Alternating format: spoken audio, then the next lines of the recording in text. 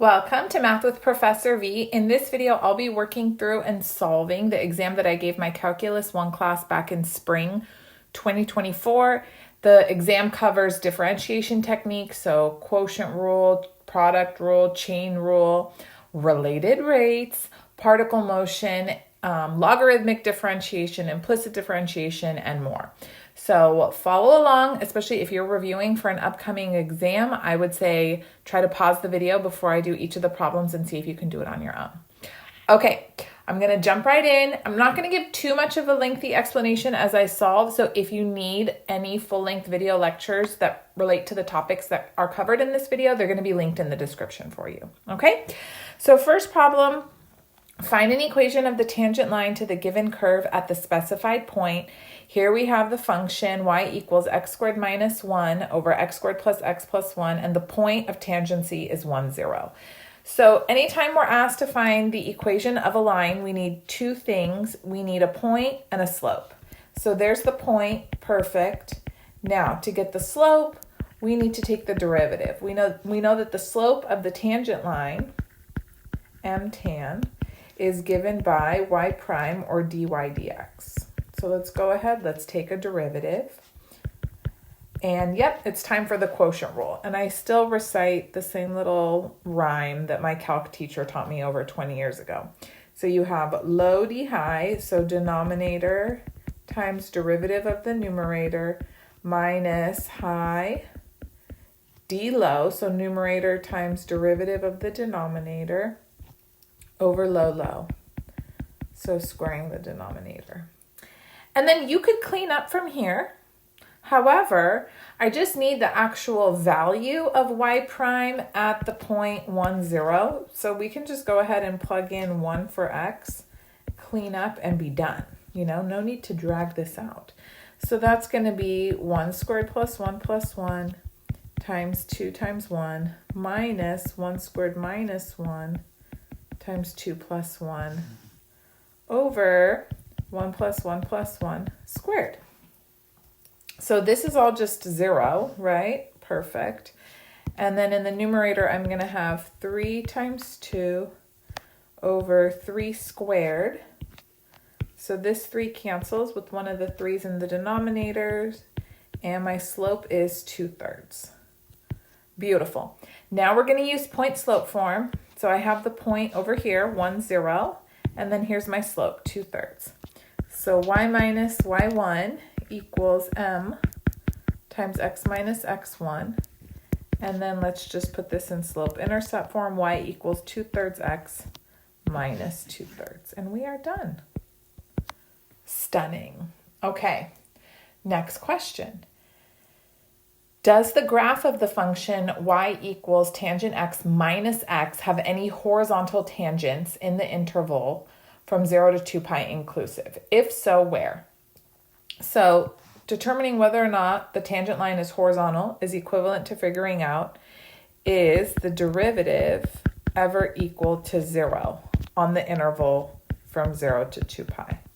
We know that dy dx, or y prime, gives us the slope of the tangent line to the curve at any given point. So when something has when a line is horizontal, that means its slope is 0. Flat, treadmill incline 0. Okay, so let's go ahead and find dy dx, or y prime, whatever, you live your life. Derivative of tangent x is secant squared x. Derivative of negative x is -1. And I'm going to go ahead and set this equal to 0. See if the slope is ever 0. So then you get secant squared x is 1, which means the same thing as cosine squared x is 1. If I take the square root of both sides, that means cosine of x is plus or minus 1. And that happens when x is 0, pi, and 2 pi. And I'm listing both 0 and 2 pi because do you notice the interval that they gave me included both the endpoints? So there you go, full credit answer. Okay, now there's a section in our textbook that talks about the law of uninhibited growth, which is a topic that you probably were exposed to in pre-calculus. Most likely you were just given the formula for the law of uninhibited growth, which is, it has lots of variations. One form is P of t equals P naught e to the kt. You can also swap out P with A. all sorts of variations, or PERT when you're talking about continuously compounded interest and whatnot. When you were in pre-calculus, you were just given these formulas. And then when we're in calculus now, if you look back at the video lecture, I show the derivation and how it involves the derivative and the assumption that the rate of change is proportional to the initial population. So I don't make my students rederive the formula. They can just use it, but it's a topic that we revisit, even though there isn't really too much calculus going on. The calculus happens behind the scenes to give us these formulas. That being said, I just want to know that they can understand how to approach these problems. So here's the first one. During its first year of operation, 200,000 people visited Rave Amusement Park. 6 years later, the number had grown to 800K. If the number of visitors to the park obeys the law of uninhibited growth, find the exponential growth function that models the data, and do not round your answer. They don't have a calculator anyhow for the exam. So the initial year of operation, we had 200,000 people visiting. That's P naught. And then they've given me another piece of information. 6 years later, the number had grown to 800,000. So that tells me when T equals 6, the number of visitors is 800,000. This is T and this is P of T. They gave me that information so that I could find K. And then all that we need to do in this problem is find the exponential growth function that models the data. So they just want us to figure out what the equation is for P of T. So we just need to find K. That's really all it boils down to. So here we go. Let's find K. I shouldn't put the factorial sign. It was an exclamation point, but it could confuse you. Okay, so I'm going to substitute in 800,000 for P of T, and that equals P naught, which is 200,000, times e to the k times 6. So to solve for k, I'm going to divide both sides by 200,000. So I get 4 equals e to the 6k. That means ln of 4 is 6k. So k is ln of 4 over 6. Now I'm going to substitute that back in. So we have P of t equals 200,000. E to the ln of 4 over 6, that's my k, times t. And then we do want to clean up. So I can rewrite this as t over 6.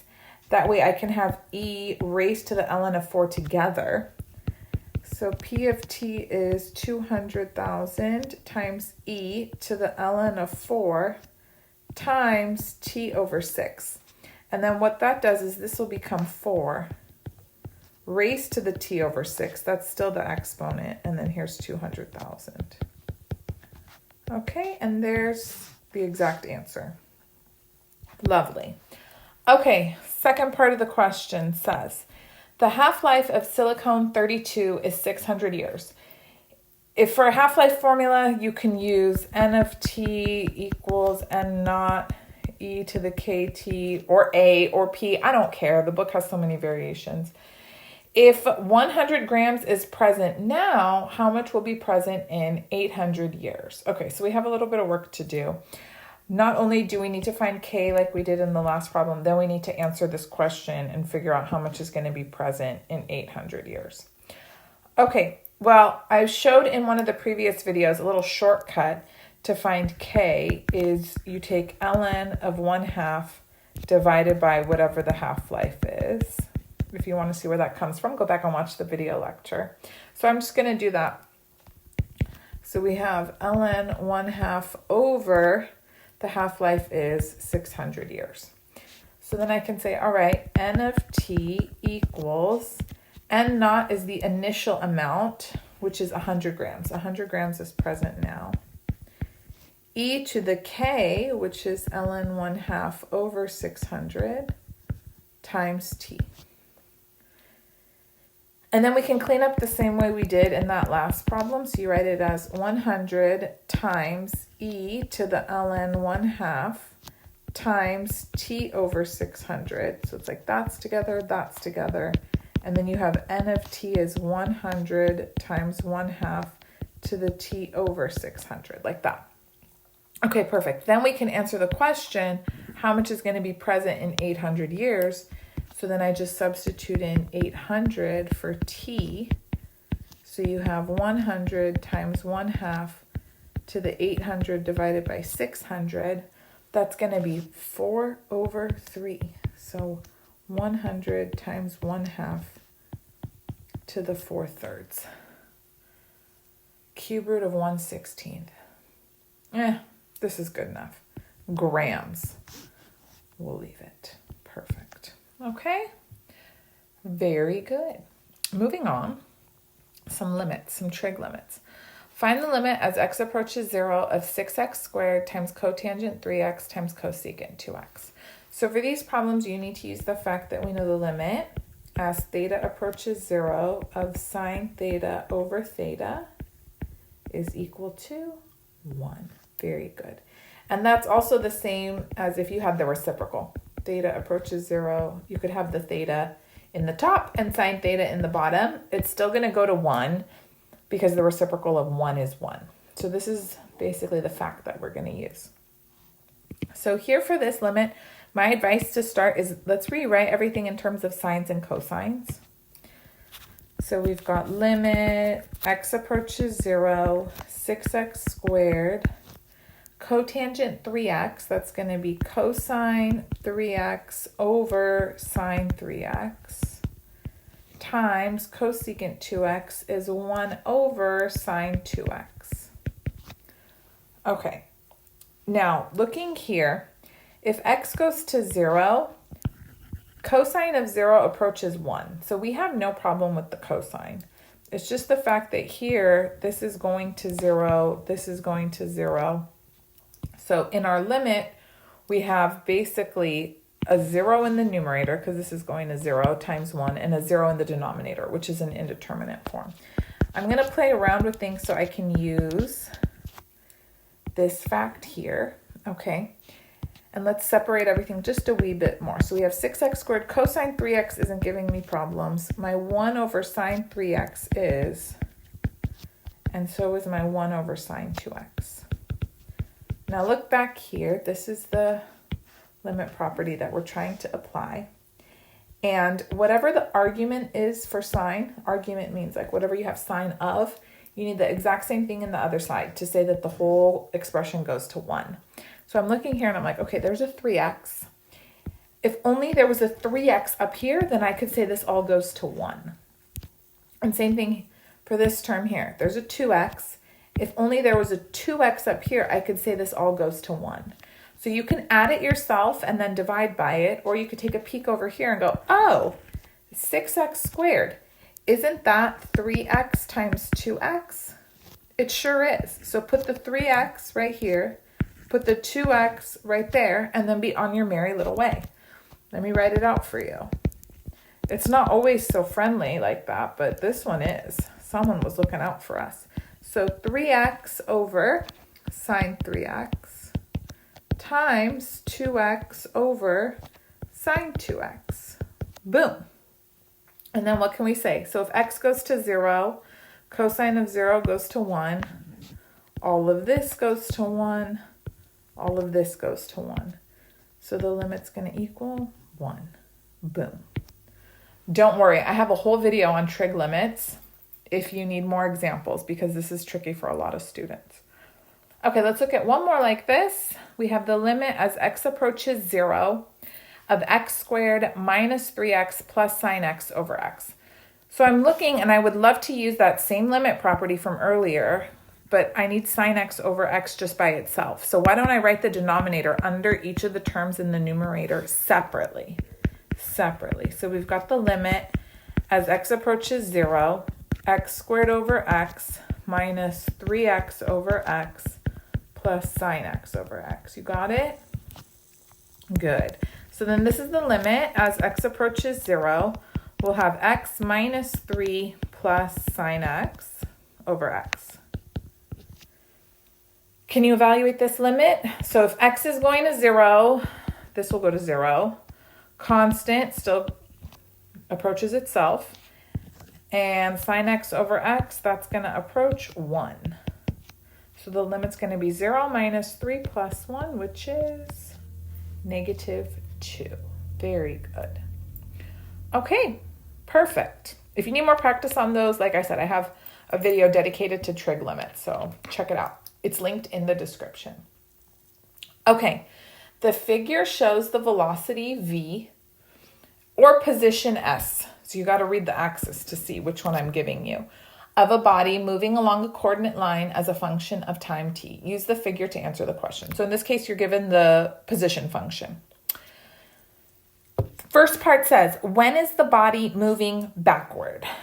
Backward. So that happens when the velocity is negative. Since they gave me the position function, not the velocity function, I have to think, how are they related? So s prime of t equals v of t. So I need to know when the velocity function is negative, which means the derivative of the position function is negative, which means it would have a negative slope. So look and find the intervals where the function s of t is decreasing or has a negative slope. That's when the particle is moving backwards. So it's on this piece of the graph, this piece of the graph, and this piece of the graph. And notice the question says when, so you're going to give the intervals in terms of t only. So that's when t is between 2 and 3. That's when t is between 4 and 5. And that's when t is between 7 and 9. Okay? You can write it this way, or you can just write interval notation. You don't have to put t and the inequalities. Okay? You can put a union sign between them, whatever you want. But just give the values of t, not the position, not s. Okay, next part says, when is the body moving forward? So forward would mean v of t is positive, which means that the derivative of the position function is positive, which means the slope would be positive. So where is the position function increasing? Where does it have a positive slope? On these 4 intervals. I'm just going to write them in interval notation. So that's the interval from 1 to 2, 3 to 4, 5 to 7, and 9 to 10. Perfect. When is the body standing still? That means v of t is 0, not moving. So that would be anywhere the position function is flat. Flat. That's right there on the interval from 1 to 2. Okay, perfect. Next part says, what is the body's velocity when t equals 8 seconds? So you're going to come to the position function. When t equals 8 seconds, the velocity is equal to the slope of the tangent line to the position function here. So if I just figure out the slope of this line segment, that will give me the value of the velocity at t equals 8 seconds. So the slope, you can just count rise over run from this point to this point, or any 2 points on that segment. So we rise -8 and we run 2. -8 meters per 2 seconds simplifies to -4 meters per second. That's the velocity. Guys, good? I have a whole video on particle motion. You guys, I got a video on everything. I got over 1,000. What is the body's speed when t equals 4.5 seconds? So remember, speed is absolute value of velocity. So we want absolute value of velocity at 4.5 seconds. So let's see, I'm going to need the slope of the tangent line to the position function at 4.5 seconds. 4.5 seconds is like right here. So I need the slope of this line segment. So we'll just count rise over run from that point to that point. So we rise -3, we run 1. So -3 meters per second is the velocity. So velocity at 4.5 is -3 meters per second. But they asked for speed in the problem, and speed is absolute value of velocity. So then I'm going to give the answer as absolute value of -3 meters per second or +3 meters per second. Okay, good, good. Moving on, more particle motion. We love it. You know, I remember when I was taking AP Calc, there was so much particle motion on that exam. So at time t, the position of a body moving along the s-axis is given as follows. Find the body's acceleration each time the velocity is 0. So acceleration is second derivative of the position function. Velocity is, we just talked about, first derivative of the position function. So I want to find what the value of the acceleration is every time velocity is 0. So first let's find the velocity function. So we're going to take one derivative of our position function. It would be 3t squared minus 30t plus 72. And I want to figure out every single time the velocity is 0. So let's set this equal to 0. And then to solve, look, we can divide by 3. So let's do that to make our life more simple. T squared minus 10t plus, that'll be 24 is 0. That factors, doesn't it? T minus 6, t minus 4. So that means the velocity is 0 at t equals 4 and t equals 6 seconds. I'm not done. I have to find the acceleration at each of these times. So I have to find a of 4 and a of 6. So first let's go get a of t. That's second derivative of position function, which is one derivative of velocity function. Come back, differentiate this guy. Not the one where you divided by 3. That was after you set it equal to 0. You have to just take the derivative of the OG velocity function. So this will be 6t minus 30. And then now I'm going to substitute in each of the values of t that we solved for earlier. So a of 4 would be 24 minus 30, so negative 6. And then units for acceleration are meters per second squared. And then a of 6 would be 36 minus 30, so positive 6 meters per second squared. Good? Perfect, perfect. Part B. At time t, the position of a body moving along the s-axis is given as follows, new function. Find the total distance traveled by the body from t equals 0 to t equals 3. So we have this position function and we want to know s of t basically is like a GPS. It tells you from t equals 0 to t equals 3 where the particle is. It's tracking it. It's tracking it. To find the total distance traveled, I need to know, however, not just where it was at the beginning and the end of the interval. I need to know, did it change directions? Because I would have to therefore add up all these little line segments or all these little displacements in order to figure out the total distance traveled. Okay? So how do you figure out if it changed directions? Well, if the particle ever changes directions on the interval from 0 to 3, that means it had to stop and turn around, which means at some point the velocity was 0. So we want to know, does the particle change direction on 0 to 3? So you want to know, does v of t ever equal 0 on 0 to 3? That's the first question. Okay, so let's go ahead and figure out what's v of t. V of t would be s prime of t. That would be 3t squared minus 30t plus 48. Does that ever equal 0? Again, we can divide by 3, so t squared minus 10t plus 16 is 0. And that factors t minus 2 and t minus 8. So velocity is 0 when t is 2 or 8. I'm only interested on the interval from 0 to 3, so nobody cares about 8. But yeah, at t equals 2, it changes direction. So what happens is it's moving one way, right, from t equals 0 up until t equals 2. And then from t equals 2 to 3, it moves a different way. So t equals 2, t equals 3. It's just going back and forth, though. So what I'm going to do is find the displacement for each of these intervals from 0 to 2 and 2 to 3. One of them is going to be negative. I don't really care which one. I'll just put absolute value on both and I'll be good to go. I explained this shortcut a little better in the video.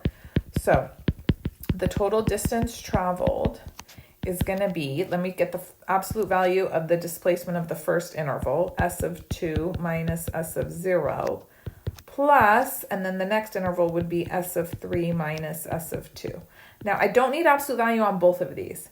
But you don't, I mean, you could sit there and check what's the sign of the velocity and know which one needs it, which one doesn't, but it's not important. If I put absolute value on both, I'm safe. Do you get what I'm saying? Okay, good. So then you're going to plug in to the function here, each of them. So you'll get for the first one, -8 after you, no, I'm lying. That's s of 3 minus s of 2. S of 2 minus s of 0, that one was already positive. I worked it out ahead of time so you wouldn't be bored watching me do this. Plus, and then this displacement is negative. So then altogether, 52 meters is the total distance traveled from 0 to 3. Okay?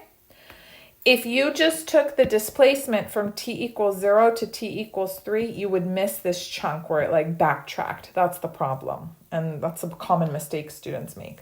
So if you struggle with this, make sure you refresh the concepts about the difference between total distance traveled and displacement, and it will set you apart. Like if you want to be the A+, not just the A student, you gotta be locked in on this topic.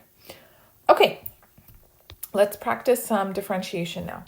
So find the derivative of the function. We have y equals sine inverse of e to the 4t.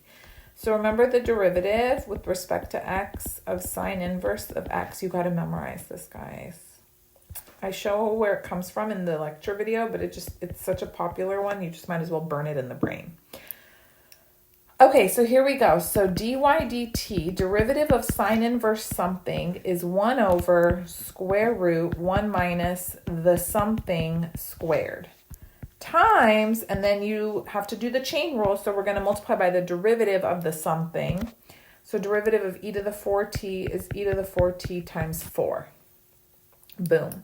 Now we clean it all up. So I put 4 e to the 4t up top. And then we can just simplify the denominator, make it 1 minus e to the 8t. And then we're done. How was that? Good? Did you get it? Would you have gotten it right if this was your test? Okay.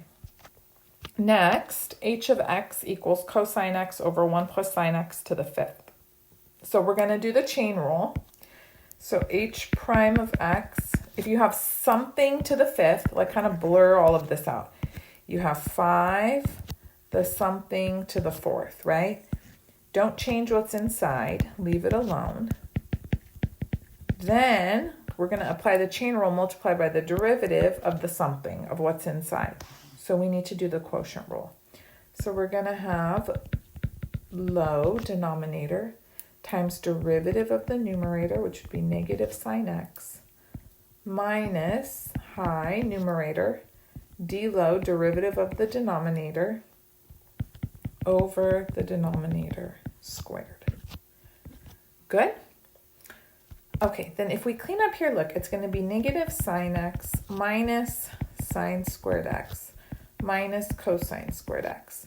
So everybody has a negative. I'm going to factor it out and actually put it all the way in the front. So I'm going to write this as negative 5. Let me write this as cosine to the 4th x over 1 plus sine x to the 4th. And then now that I've taken out the negative, I have sine x plus sine squared x plus cosine squared x, right? Over 1 plus sine x squared. Well, you guys, isn't something screaming at you right now? This is 1, right? And then, oh, it's even cooler. This is sine x plus 1, which is what I have down there. So this will totally cancel with one of the 1 plus sine x's in the denominator. So now I have negative 5 cosine x to the 4th over, I have 4 of these and then 1 more down here because there were 2. 1 canceled with the numerator. I still have 1. So 1 plus sine of x to the 5th. And then we are done. Wow, wow, wow. That was fun. I love this problem. I make them do it in class every semester. Okay, use implicit differentiation to find dy dx and second derivative with respect to x. Okay, here we go. So derivative of x times y with respect to x, we have to use product rule. So I'll leave x alone. Derivative of y is 1, and then dy dx. Plus, now derivative of x is 1, and let me leave y alone. Minus, derivative of x is just 1. Derivative of y is 1, dy dx. And derivative of a constant is 0. Good, all the calculus is done. Now let me keep all the dy dx's on the same side of the equation here. So I have x dy dx plus dy dx. Move everybody that doesn't have dy dx on the other side. I did this so I could factor out dy dx, and I have x plus 1 equals 1 minus y, and then now divide by x plus 1. So dy dx equals 1 minus y over x plus 1. Or you could write 1 plus x if you want it to just like look cuter and match the numerator. Okay, there's the first derivative. Now we have to do it again, and we have to do the quotient rule.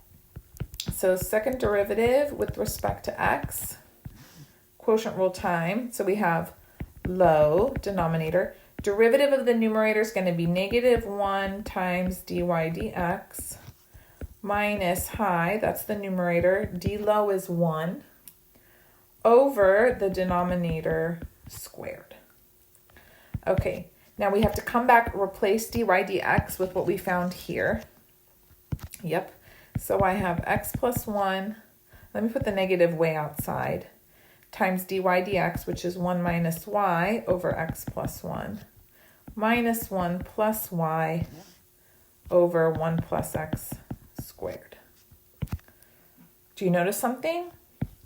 Yes, this x plus 1 cancels. Fabulous, fabulous. So let me just distribute the negative that's still there. So negative 1 plus y minus 1 plus y over 1 plus x squared.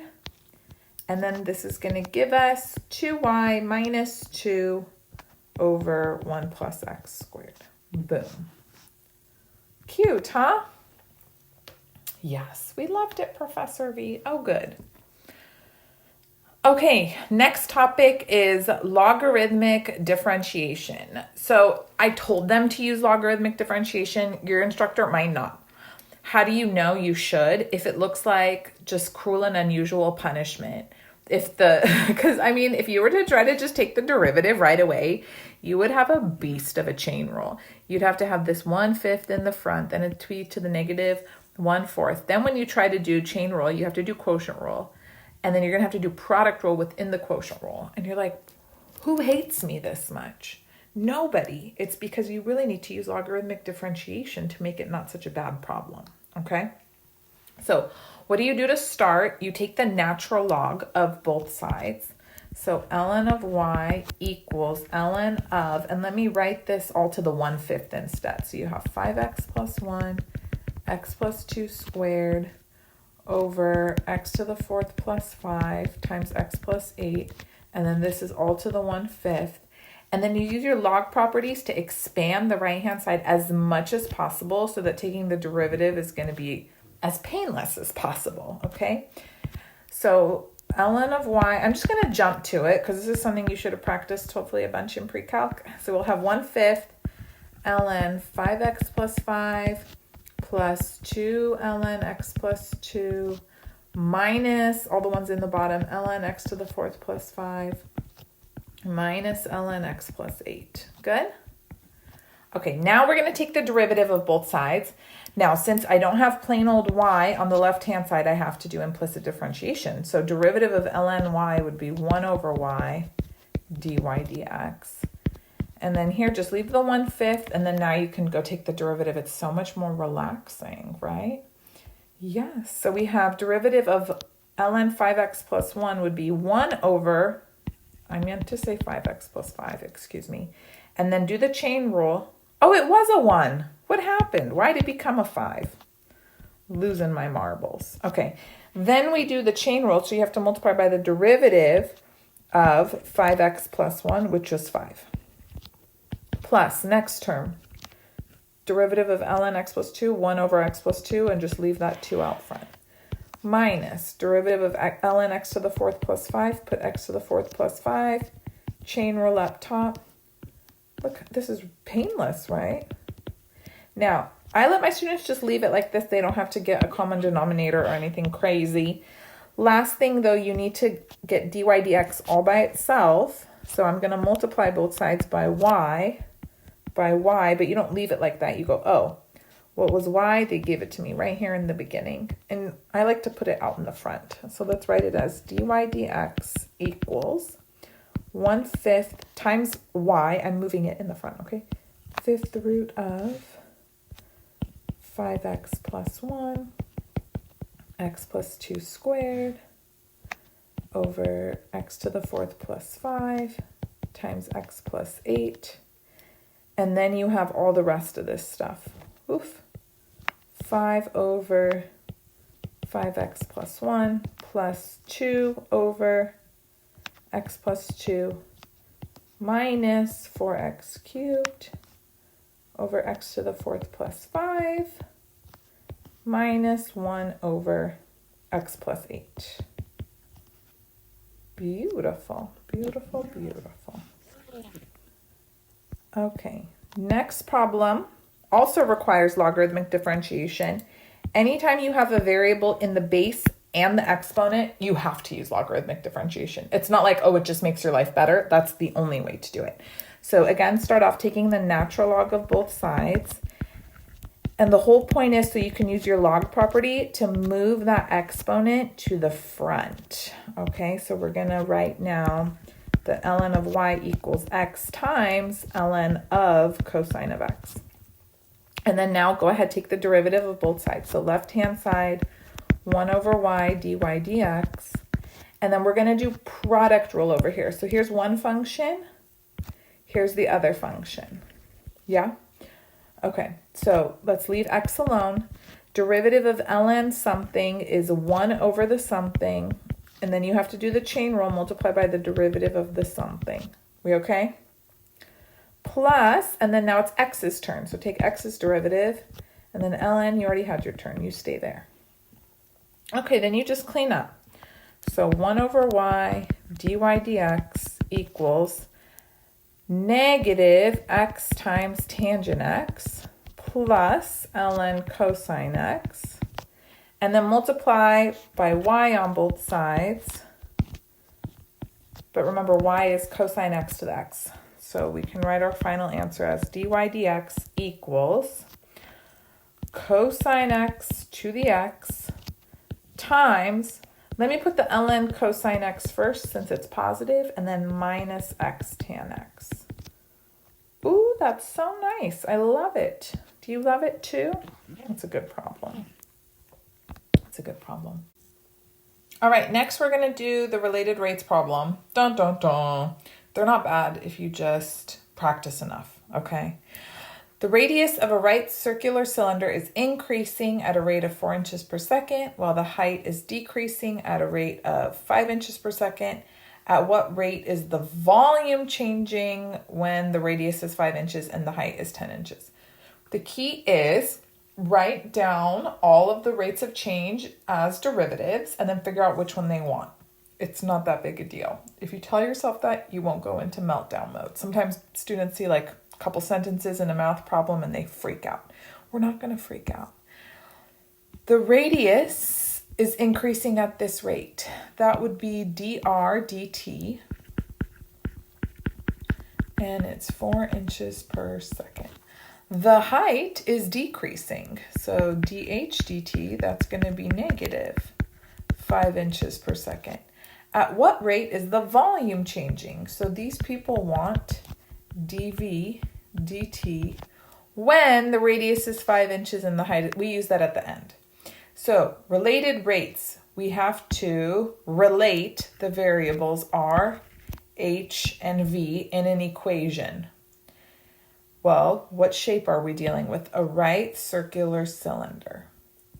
So do you know how to find the volume of a right circular cylinder? Yes, Professor V. It's area of the base times the height. And area of the base, since the base is a circle, is going to be pi r squared, and then we have times h. Okay, great. Now this is a related rates problem, so you're always going to differentiate with respect to t. always and forever, okay? So derivative of the left-hand side, that's dv dt. And then here on the right-hand side, we have to use product rule because r is a variable and h is a variable with respect to t. They're both changing with respect to t. Pi is just a constant, so he's going to hang out here and wait for us, okay? And then let's differentiate with respect to t. So we're doing implicit. Derivative of r squared is 2r dr dt. Leave h alone. Plus, now leave r squared alone. Derivative of h with respect to t is 1 dh dt. Beautiful. Sometimes you have to rearrange stuff to find the desired derivative that they're asking for in the problem. This time, no. They just want the rate at which the volume is changing with respect to time, and we already have dv dt isolated. So now just come through, plug in everything that they gave us.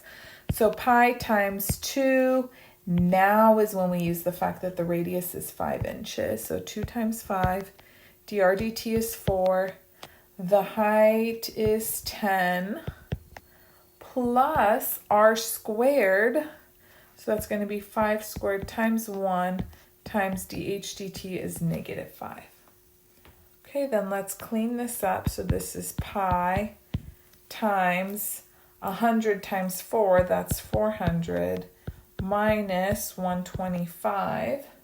So this is going to be 275 pi, and then what are the units? Well, it's dv dt, so inches cubed per second. Good? All right, not so bad. I have so many videos on related rates, so I'll link them in the description because honestly, once you practice them enough, you can see the parallel, you can kind of see the bigger picture, and you won't have such a meltdown if that's something that happens to you. Okay, last problem's on linearization. Find the linearization L of x of f of x at x equals a. If you remember the linearization formula, then these were super straightforward problems. L of x equals f of a plus f prime of a times x minus a. And remember, this is the same thing as just finding the equation of the tangent line to the curve at a given point. We're just calling it L of x instead of y. So nothing brand new. So let's go ahead, let's take the derivative. So we need f prime of x, derivative of tangent x is secant squared x, and then I'm going to substitute in pi for my variable. So secant squared pi, that's going to be negative 1 squared, so positive 1. And then I also need to know what's f of pi. So tangent of pi is 0. So here we go. So L of x is going to be f of pi, so 0, plus f prime of pi times x minus pi. So L of x is x minus pi. Boom. Very good. Okay, one more. F of x is cube root of x, and a equals 8. So f prime of x would be 1/3 x to the negative 2/3. So f prime of 8, that's 1/3 times 8 to the negative 2/3.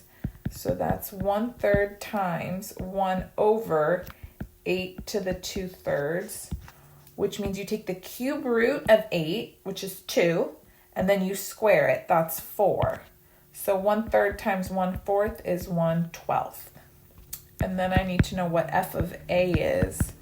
So cube root of 8, that's just 2. So we're ready to go. So L of x is going to be 2 plus 1/12 times x minus 8. So then L of x is 2 plus 1/12 x minus, if I divide by 4, that's 2/3. And 2 is 6/3, yes? Okay, so L of x is 1/12 x plus 4/3. Okay, very good. So how'd you do overall? 10 questions. I think they were just like 10 points a pop. So you can kind of grade yourself. Comment down below what your score was out of 100 points. Although who's to know if you grade like I do. Anyways, if you found the video helpful, don't forget to give it a thumbs up. And like I said, if you need a more in-depth lesson or to review any of the topics that were covered on this exam in this video, then head to the description because I have all the video lectures linked there for you. And don't forget to subscribe, share this video with your classmates, friends, anyone you know who would enjoy watching it or needs a little calc help. And you can also follow me on Instagram and TikTok, Math with Professor V. Thank you guys so much for your support. I just hit 50K subscribers. I'm so excited. So hopefully we're on our way to 100K soon. Love you all. Bye.